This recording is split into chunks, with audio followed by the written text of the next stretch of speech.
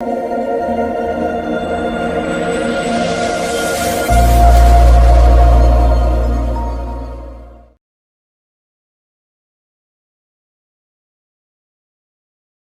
में cricket lovers world cup match की तरह आईपीएल मैच को भी बहुत लगन के साथ देखते हैं। हर साल आयोजित होने वाले इस खेल की चर्चा पूरे भारत में बनी रहती है। उस दिन आरसीबी का मैच सीएसके से चल रहा था। आरसीबी टीम को जीतने के लिए 50 रन की जरूरत थी। माहौल बहुत गरमाया हुआ था। मैच देख रही ऑडियंस के भी रोंगटे खड़े हो गए थे, क्योंकि अब टीम का धुरंधर रोनित बैटिंग के लिए मैदान में आ चुका था और सामने की टीम से प्रशांत बॉल डालने वाला था। रोनित को पूरा भरोसा था कि वो बची हुई 24 बॉल में 50 रन मारकर अपनी टीम को जीता ही देगा। प्रशांत के चेहरे पर नर्वसाहट साफ दिखाई दे रही थी। उसने भगवान को याद किया और बॉल डालने के लिए पिच की तरफ भागा। इधर रोनित भी शॉट लगाने को तैयार था। वो अपने हाथ में पकड़े बल्ले को जमीन पर टेप कर रहा था। प्रशांत ने पूरी ताकत से बॉल फेंकी।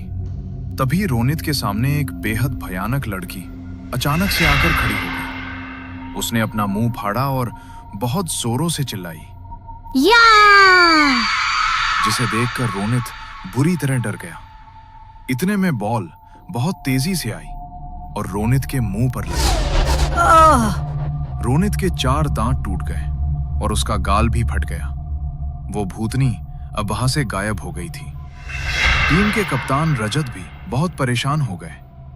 उन्होंने उसी समय रोनित को हॉस्पिटल एडमिट करवाया और वो मैच वहीं रोक दिया गया।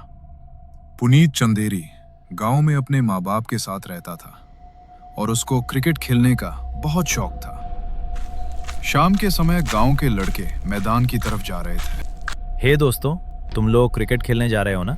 मुझे भी साथ ले चलो।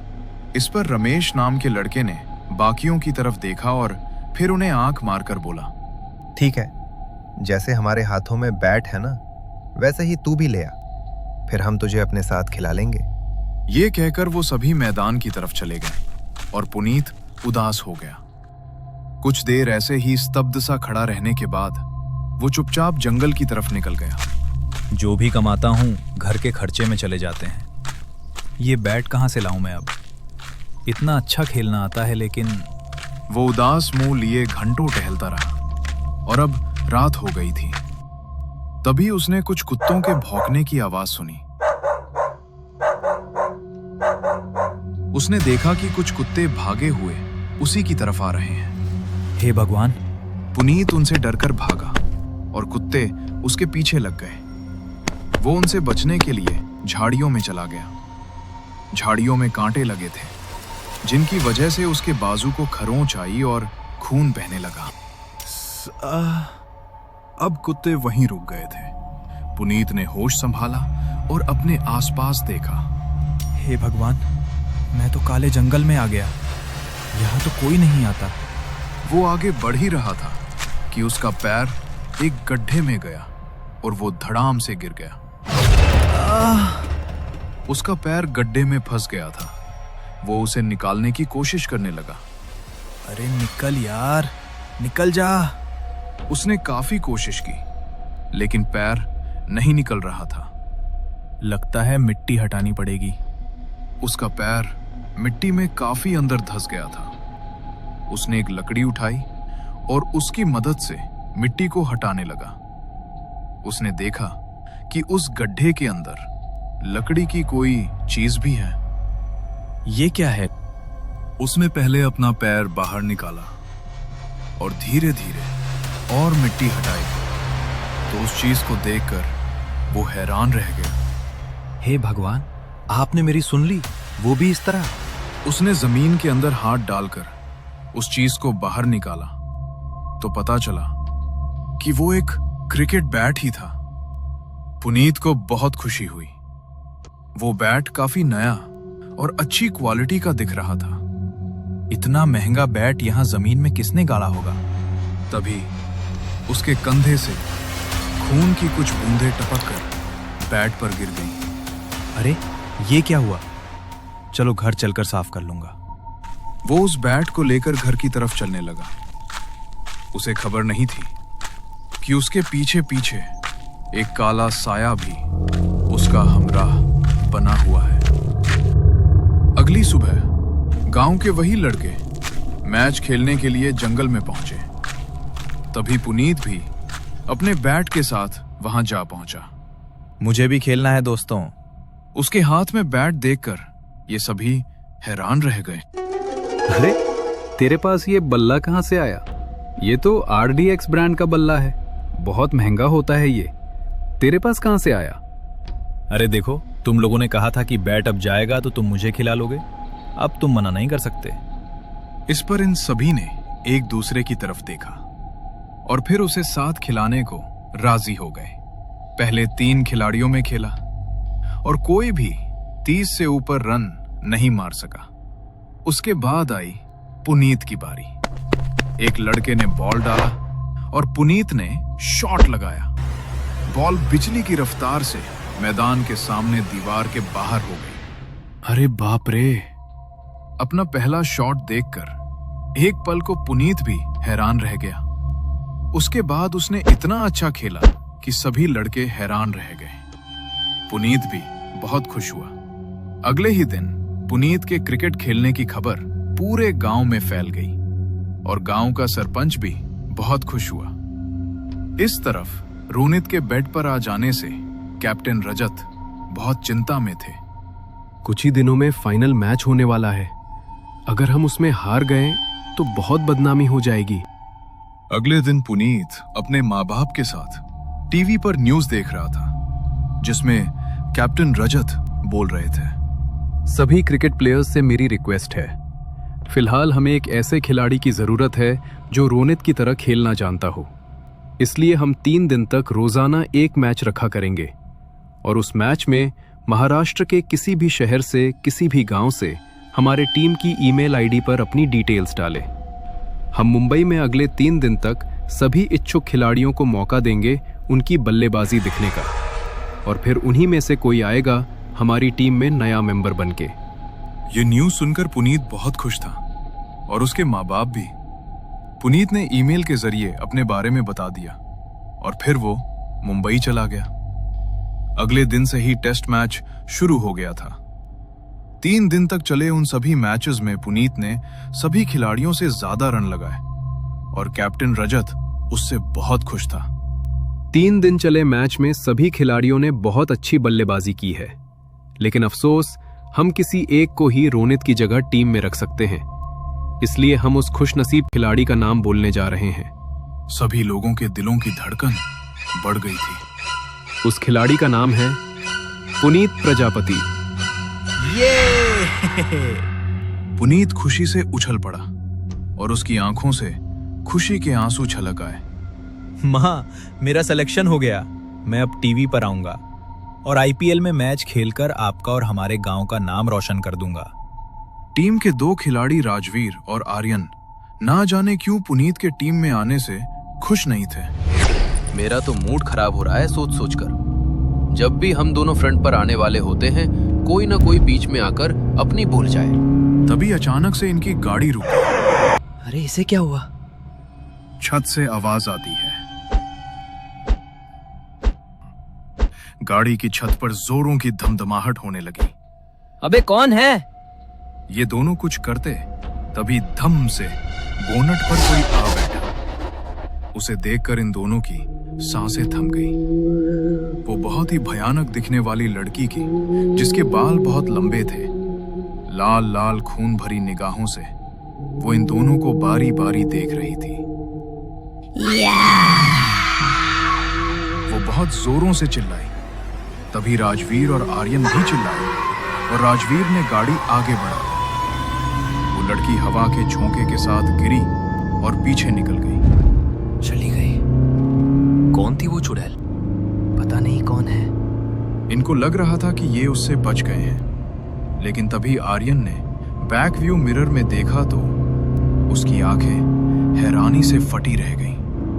वो लड़की इनके पीछे बिजली की रफ्तार से भागी आ रही थी। अरे ये तो हमारे पीछे है।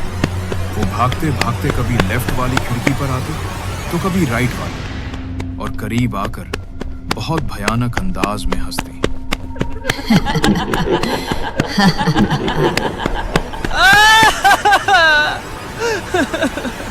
जिससे ये दोनों बुरी तरह से डर गए।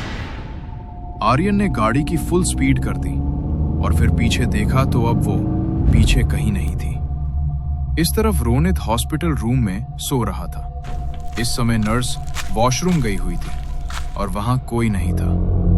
तभी कमरे की लाइट ब्लिंक करने लगी और रोनित को एक झटका सा लगा। उसने जैसे ही आंखें खोली तो उसने देखा कि छत से वही भूतनी लटकी हुई थी। उसे देखकर रोनित की हालत खराब हो गई। वो तेज शोर करती हुई उसके ऊपर आ गिरी और उसके सीने पर चढ़ बैठी। रोनित बुरी तरह डर गया और छटपटाया। रोनित जैसे ही चिल्लाया तो उस भूतनी ने उसके मुंह में बॉल दे मारी। उसके बाकी बचे सभी दांत टूट गए और गेंद उसके मुंह में फंसी रह गई। तभी नर्स को रूम से एक धमाके की आवाज सुनाई दी। अरे जल्दी देखो क्या हुआ है। जब डॉक्टर और नर्स वहां पहुंचे तो सामने का मंजर बहुत डरावना था। रोनित की लाश बेड पर पड़ी थी। उसके मुंह में गेंद फंसी हुई थी और मॉनिटर में आग लगी हुई थी। ये कैसे हो सकता है? कौन आया था यहाँ? कुछ ही देर में वहां पुलिस पहुंची, लेकिन सीसीटीवी फुटेज में भी कुछ नहीं पाया गया। उसकी मौत की खबर जब सामने आई तो सभी हैरान थे और आर्यन और राजवीर का बुरा हाल था। यार समझ नहीं आ रहा। रात को एक भूतनी ने हम पर हमला किया और रात को ही रोनित की मौत हो गई। कहीं उसी ने तो रोनित को... नहीं, फुटेज में कुछ नहीं आया। अगर वो वहां होती तो जरूर आती। हमें भी तो वो रात में साफ दिखाई दे रही थी। आर्यन और राजवीर दोनों बहुत डर में जी रहे थे।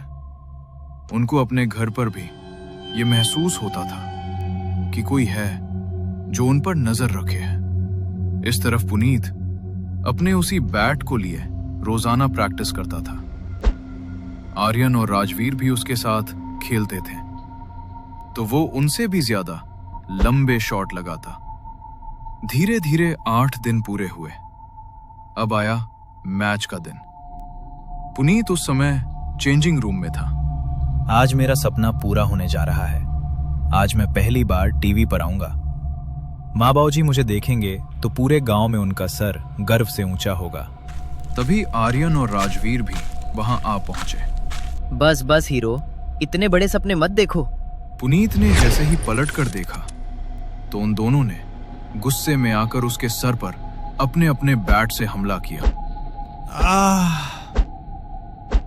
पुनीत का सर चकराया और वो बेहोश होकर वहीं ढेर हो गया। अब हम दोनों मैच खेलेंगे और जीतेंगे भी।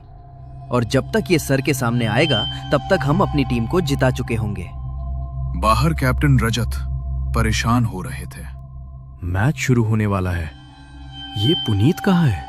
सर, मैंने उसे स्टेडियम के बाहर जाते हुए देखा था। लेकिन क्यों? हमने उसे रोकने की कोशिश की लेकिन वो रुका ही नहीं। बोल रहा था ऐसे बड़े स्टेडियम में पूरे देश के सामने प्रदर्शन करना मेरे बस का नहीं है। मैं नहीं खेल पाऊंगा। Oh shit. सर, आप फिक्र मत कीजिए। हम हैं ना, सब संभाल लेंगे। ठीक है, तुम दोनों 5वें और 6वें नंबर पर जाना। 7वें पर मैं जाऊंगा। यह सुनकर ये दोनों खुश हो गए, जो कि ये मैच फिर से हो रहा था।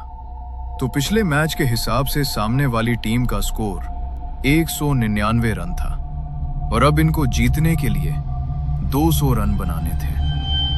कैप्टन रजत की परेशानी अब और बढ़ गई थी जब इनकी टीम के शुरुआती 4 खिलाड़ियों ने 10 ओवर में सिर्फ 65 रन बनाए। हे भगवान, 10 ओवर में सिर्फ 65 रन? ऐसे तो हम कभी नहीं जीत पाएंगे। आप फिक्र मत कीजिए सर, हम दोनों अब सब संभाल लेंगे। तभी एक प्लेयर आउट हुआ और उसकी जगह आर्यन मैदान में पहुंचा। इस तरफ पुनीत चेंजिंग रूम में बेहोश पड़ा था। तभी उसके पास पड़े उसके बैट से काला धुआं निकलने लगा और वो धुआं निकलकर पुनीत के आजू बाजू मंडराने लगा, जिससे पुनीत की सांसें तेज तेज चलने लगी। उसका पूरा शरीर थरथराने लगा। इस तरफ आर्यन ने 2 ओवर में 20 रन लिए। फिर एक और प्लेयर और आउट हुआ और राजवीर मैदान में उतरा। अब आर्यन और राजवीर ने मिलकर अपनी पूरी जान लगा दी और 3 ओवर और लेने के बाद ये सिर्फ 30 रन ही ले पाए। सिर्फ 5 ओवर बचे हैं।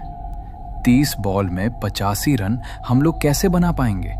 तभी सामने वाली टीम ने बॉल डाली और आर्यन ने एक शॉट लगाया। ये 6 होगा, 6। बॉल बाउंड्री के पास ही खड़े एक खिलाड़ी ने कैच कर लिया। आउट! यस! और आर्यन आउट हो गया। अब मुझे ही जाना पड़ेगा। आज तो बहुत बुरा हाल हो गया। तभी पुनीत मैदान में पहुंचा और उसे देखकर सभी हैरान रह गए। पुनीत आ गया। यस, ये आ रहे हैं पहली बार चंदेरी गांव के बल्लेबाज पुनीत। देखते हैं कि इनका प्रदर्शन आरसीबी को जीता पाता है या नहीं। पुनीत पिच पर गया। राजवीर उसे गुस्सैल निगाहों से देख रहा था। ये होश में कैसे आया? सामने से बॉल आया और पहली ही बॉल पर पुनीत ने ऐसा शॉट लगाया कि बॉल सीधा ऑडियंस में पहुंची। अरे वाह! इस मैच का पहला छक्का मारा है इस नए धुरंधर ने। अगली बॉल पर एक चौका और तीसरी बॉल पर फिर से छक्का। उसे खेलता हुआ देखकर ऑडियंस भी हैरान थी। पुनीत ने पहले ही ओवर में बिना रन लिए 30 रन बना लिए। लगता है अब कुछ हो सकता है। टीम आरसीबी का असली धुरंधर अब मैदान में आ चुका है। पुनीत खेलता रहा और चौके छक्कों की बरसात होती रही। आखिर में 7 बॉल बची थी और सिर्फ एक ही रन टीम को लेना था। पुनीत के गांव में सभी लोग उसके माँ बाप सहित ये मैच देख रहे थे। तभी पुनीत ने ऐसा शॉट लगाया कि बॉल ऑडियंस में ना पहुंचकर सीधी स्टेडियम के ही बाहर निकल गई। बहुत ही शानदार शॉट लगाया है आरसीबी टीम के इस धुरंधर ने और इस टीम ने जीत हासिल कर ली है। सभी खिलाड़ी और कैप्टन रजत खुशी से उछल पड़े। यस, हम जीत गए। कैप्टन रजत ने आगे बढ़कर पुनीत को गले से लगा लिया और पूरे भारत में पुनीत के नाम का गुणगान होने लगा। उसे मैन ऑफ द मैच की ट्रॉफी भी दी गई। आईपीएल ट्रॉफी जीतने के बाद सभी खिलाड़ी अपनी वैनिटी में बैठकर स्टेडियम की तरफ निकल गए। आर्यन और राजवीर को छोड़कर सभी बहुत खुश थे, लेकिन पुनीत किसी से कुछ बोल नहीं रहा था। पुनीत, क्या हुआ? तुम कुछ बोलते क्यों नहीं? पुनीत की आंखें लाल लाल चमक उठी। उसने जैसे ही आर्यन और राजवीर की तरफ देखा तो वैनिटी का दरवाजा अपने आप खुल गया और वो दोनों बाहर पहुंच गए, जैसे किसी अदृश्य शक्ति ने उनको बाहर पटका हो। Oh my God! गाड़ी रोको। सभी गाड़ी से उतरकर आर्यन और राजवीर के पास पहुंचे, जो बहुत डरे हुए थे। तुम लोग ठीक तो हो ना?